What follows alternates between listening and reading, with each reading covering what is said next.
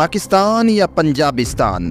پاکستان میں Punjabi intensity dominate کرتی ہے اور جو پارٹی پنجاب میں جیت جاتی ہے وہ ایونچولی پنجابی جنرلز کی مدد سے فیڈرل گورنمنٹ بناتی ہے۔ ہمیشہ سے یہ پنجابی ہر چیز کو ڈومینیٹ کرتے آئے ہیں اور پورے پاکستان کا بجٹ پنجاب کھا جاتا ہے۔ پاکستان کی آرمی بھی اصل میں تو پنجابی آرمی ہی ہے اور بنگلہ دیش پاکستان سے الگ ہوا کیونکہ پنجابی جنرلز نے ہر جگہ اپنی منمانی کی کوشش کی۔ صرف یہی نہیں، بلوچستان میں جو پنجابیوں کے خلاف ایتھنک وائلنس چل رہا ہے وہ بھی اسی لیے ہے کیونکہ یہ پنجابی لوگ بہت ظلم کرتے ہیں۔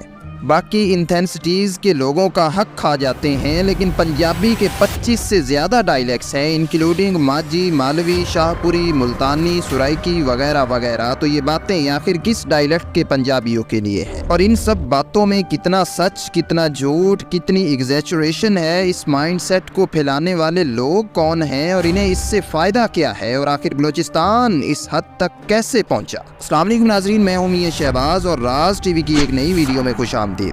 ناظرین، بلوچستان پاکستان کا سب سے بڑا، سب سے زیادہ نیچرل ریسورسز والا اور سب سے کم ڈیولپ صوبہ ہے۔ ایک جیولوجیکل سروے آف پاکستان کے مطابق 80 سے زیادہ نیچرل ریسورسز بلوچستان میں ایگزسٹ کرتے ہیں اور ابھی بہت سے ایسے ریسورسز ہیں جو کہ ڈسکور تک نہیں ہوئے اینڈ ہو نوز کہ ان کی ٹوٹل نیٹ ورتھ کیا ہوگی۔ بلوچستان کی ڈسٹرکٹ چاگی میں گولڈ مائن ہے جسے ریکوڈک کہا جاتا ہے۔ ابھی تک اس کی ایسٹیمیٹڈ ورتھ $260 بلین ہے اور اندازہ لگایا جاتا ہے کہ یہ $1 ٹریلین تک بھی ہو سکتی ہے اور یہ صرف ایک ایلیمنٹ کی ایسٹیمیٹڈ نیٹ ورتھ ہے۔ اس کے علاوہ نیچرل گیس، کول chromite, lead, zinc, gypsum, iron, کرینائٹ اور ایک بہت لمبی لسٹ ہے۔ اور کلیکٹیولی یہ ریسورسز ملینز نہیں، ملینز بھی نہیں بلکہ ٹریلینز آف ڈالرز کی نیٹ ورتھ رکھتے ہیں، جو ہماری کرنٹ GDP سے پتہ نہیں کتنے ہی گنا زیادہ بنتا ہے۔ پر اتنا سب ہونے کے باوجود کیسے یہ صوبہ پھر بھی سب سے لیسٹ ڈیولپڈ ہے؟ سب سے زیادہ انڈسٹ یہیں پہ دیکھنے کو ملتا ہے اور تو اور جس شہر سے نیچرل گیس نکلتا ہے اور پورے پاکستان میں استعمال ہوتا ہے،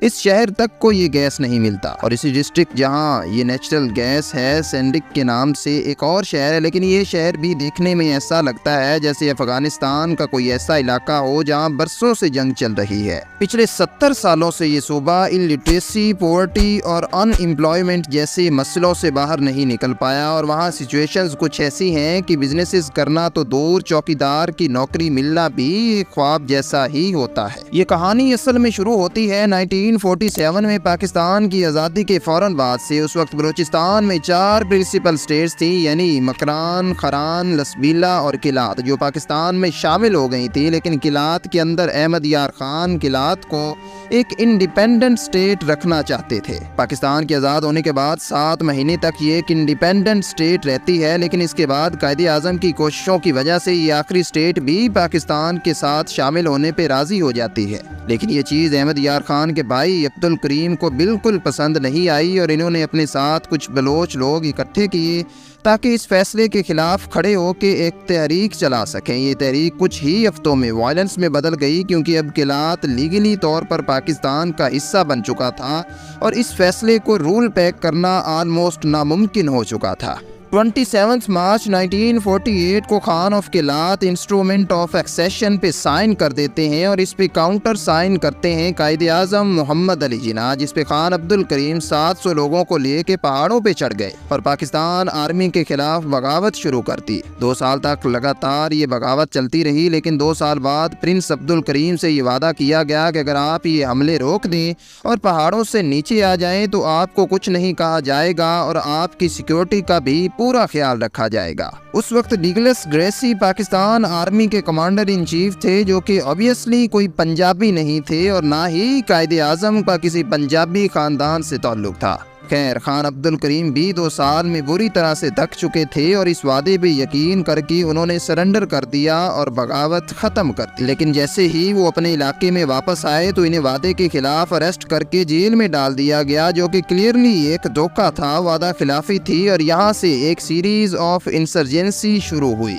بلوچ لوگوں کا یقین اٹھ گیا پاکستان آفیشل سے، اور 1950 کے بعد سے لے کے 2004 تک 3 بار انسرجنسیز یعنی بغاوتیں دیکھنے کو ملی، اور پھر سے شروع ہوئی ایک ایسی بغاوت جو آج تک رکنے کا نام نہیں لے رہی۔ اس کی شروعات ہوئی ڈاکٹر شازیہ خالد کیس سے۔ ڈاکٹر شازیہ خالد پاکستان پیٹرولیم لمیٹڈ کی ایک امپلائی تھی، اور یہ ڈاکٹر پچھلے 18 ماہ سے ڈیرہ بگٹی کے شہر سوئی کے ایک ہاسپٹل میں کام کر رہی تھی۔ 2 جنوری 2005 کی رات اچانک ان کے روم میں ایک شخص آتا ہے، انہیں بری طرح سے مارتا پیٹتا ہے، بلائنڈ فولڈ کرتا ہے اور گن پوائنٹ پہ ریپیٹلی ان کا ریپ کرتا ہے اور بھاگ جاتا ہے۔ ڈاکٹر شازیہ نے شخص کو آواز کی بیس پہ آئیڈینٹیفائی کیا اور کلیم کیا کہ یہ ریپ کرنے والا پاکستانی آرمی کا ایک آفیسر کیپٹن حماد ہے، جو وہاں ایک DSG سیکیورٹی میں شامل تھا، اور اس کا کوئی ڈائریکٹ ایویڈنس نہیں دیا جا سکا۔ بلوچستان میں یہ خبر آگ کی طرح پھیلنا شروع ہو گئی، اور اس وقت بگٹی ٹرائب کے سردار تھے نواب اکبر خان بگٹی۔ انہوں نے ایک بہت سخت قسم کا کنسرن دکھایا اس واقعہ پہ، لیکن حالات پھر بھی زیادہ وائلنٹ نہیں ہوئے۔ لیکن جیسے ہی جنرل مشرف نے کیپٹن حماد کو ڈیفینڈ کرتے ہوئے 100% انوسینٹ کہا، تو ایک شدید قسم کی فرسٹریشن اور غصہ دیکھنے کو ملا بلوچ لوگوں کی طرف سے، اور نواب اکبر بگٹی کے ساتھ میر ملاج بری نے سوئی گیس پلانٹ پہ حملہ کر کے سوئی گیس کی سپلائی کو کمپلیٹلی طور پر بند کر دیا، اور گورنمنٹ کے سامنے 2005 میں 15 پوائنٹس کا ایک ایجنڈا رکھ دیا، جس میں مختلف قسم کی ڈیمانڈز کی گئی۔ ان ڈیمانڈز میں میجرلی نیچرلی ریسورسز کا کنٹرول حاصل کرنے، ملٹری بیسز کو ختم کرنے، انفراسٹرکچر بہتر کرنے، revenue sharing and land rights کی ڈیمانڈ کی گئی تھی۔ لیکن ڈاکٹر شازیہ کیس کا ڈائریکٹلی کوئی ذکر نہیں کیا گیا تھا، اور ڈاکٹر شازیہ کیس شاید صرف ایک بہانہ بن چکا تھا اس تحریک کو مضبوط کرنے کے لیے جو کافی عرصے سے چلتی آ رہی تھی۔ جنرل مشرف نے 15 پوائنٹس ایجنڈا کو پوری طرح سے مسترد کر دیا، اور کوئی ایک ڈیمانڈ بھی نہیں مانی گئی، اور اس چیز نے دوبارہ سے بلوچ ملیٹنٹس کو بھڑکا دیا، اور انہوں نے ایک بار پھر سے حملے کرنا شروع کر دیے۔ 2006 میں نواب اکبر بگٹی کو اسٹیٹ سے بغاوت، نیشنل ایسٹس اور جنرل مشرف پر حملہ کرنے کے چارج میں مار دیا گیا۔ نواب اکبر کی ڈیتھ نے نئی آگ بھڑکا دی بلوچ ملیٹنٹس میں، اور 2005 سے سچویشن اتنی زیادہ خراب ہونے لگ گئی کہ بلوچستان جانے سے بھی لوگ ڈرنے لگ گئے۔ BLA، BRA، BLF اور اس جیسے کئی ملیٹنٹ گروپس مضبوط سے مضبوط تر ہوتے گئے، اور پاکستان آرمی کے خلاف اور اسپیشلی پنجاب انٹینسٹی کے خلاف اٹیکس کرنا شروع کر دیے۔ لیکن آخر پنجابی ہی کیوں؟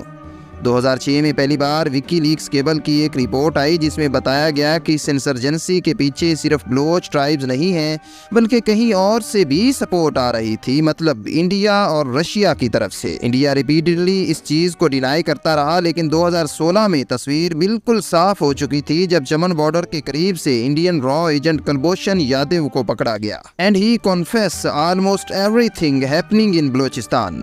اور بات صرف بلوچستان پہ ختم نہیں ہوتی بلکہ اور چیزوں کے لیے بھی پنجابی انٹینسٹی کو ٹارگٹ کیا جاتا ہے، جیسا کہ ایک نیوز پیپر میں لکھا ہوا ہے کہ بنگلہ دیش پارٹیشن میں بھی پنجابی جنرلز کا ہاتھ ہے، جو کہ ایک بار پھر سے غلط ہے، کیونکہ پارٹیشن کے وقت بلوچ ریجیمنٹ کے general Yahya Khan commander in chief تھے اور وہ ایک پشتون فیملی سے تعلق رکھتے تھے۔ یہ چیز جسٹیفائی نہیں ہوتی کہ آپ کسی ایک شخص کی وجہ سے ایک پورے سیٹ سے نفرت کرنا شروع کرتے۔ یہ آرٹیکل بھی ایک انڈین نیوز پیپر میں چھپا تھا، اس سے بھی بالکل ڈینائی نہیں کیا جا سکتا کہ پنجاب پاکستان کا سب سے ڈیولپڈ صوبہ ہے، پرٹیکولرلی اپر پنجاب، اور باقی صوبوں کو بھی بالکل اسی طرح سے ڈیولپڈ ہونا چاہیے، اور اس چیز کو بھی نظر انداز نہیں کیا جا سکتا کہ بلوچستان جہاں پورے پاکستان میں سب سے زیادہ نیچرل ریسورسز ہیں وہ سب سے لیسٹ ڈیولپ ہیں، اور اگر وہاں پہ یہ ڈیولپمنٹل کام نہ کیے گئے، ایجوکیشن، ہیلتھ، سیکیورٹی اور انہیں ان کے حقوق نہ دیے گئے تو یہ مسئلہ ہمیشہ اسی طرح چلتا رہے گا، جیسا کہ 26 اگست 2024 کو موسیٰ خیل بلوچستان میں پیس کے قریب BLA کے ٹیررسٹ نے رات کے اندھیرے میں بسز کو روک کے، ٹرکس کو روک کے، باقاعدہ طور پر IDs چیک کر کے 23 پنجاب انٹینسٹی کے لوگوں کو مار دیا گیا۔ یہ سب عام سویلینز تھے اور اپنی بیوی بچوں کے لیے کمانے کے لیے گھر سے باہر نکلے تھے، اور اب اس انسیڈنٹ کی وجہ سے ظاہر ہے پاکستان آرمی بھی خاموش نہیں بیٹھے گی، اور یہ سائیکل اسی طرح کب تک چلتا رہے گا؟ کانفلکٹس تو پوری دنیا میں چل رہے ہیں، اور پاکستان میں بھی آلموسٹ ہر صوبے میں ایشوز دیکھنے کو ملتے ہیں، اور کسی ایک انسان کی غلطی کو دیکھ کے پوری انٹینسٹی سے نفرت شروع کر دی جائے تو یہ غلط ہوگا۔ ایک عام انسان کا ان کانفلکٹ سے کوئی لینا دینا نہیں ہوتا، چاہے وہ پنجابی ہو، سندھی ہو، بلوچ ہو، پختون ہو یا کوئی بھی ہو۔ ایک بڑی مشہور کہاوت ہے کہ اگر کسی گھر پہ قبضہ کرنا ہے تو بھائیوں کی آپس میں لڑائی کروا دو، کام ہو جائے گا، باقی آپ خود سمجھدار ہیں۔ امید ہے ناظرین آج کی ہماری یہ ویڈیو آپ کو ضرور پسند آئی ہوگی، تو ملتے ہیں نیکسٹ ویڈیو میں، تب تک کے لیے اپنا اور اپنے پیاروں کا خیال رکھیے گا۔ اللہ نگہبان۔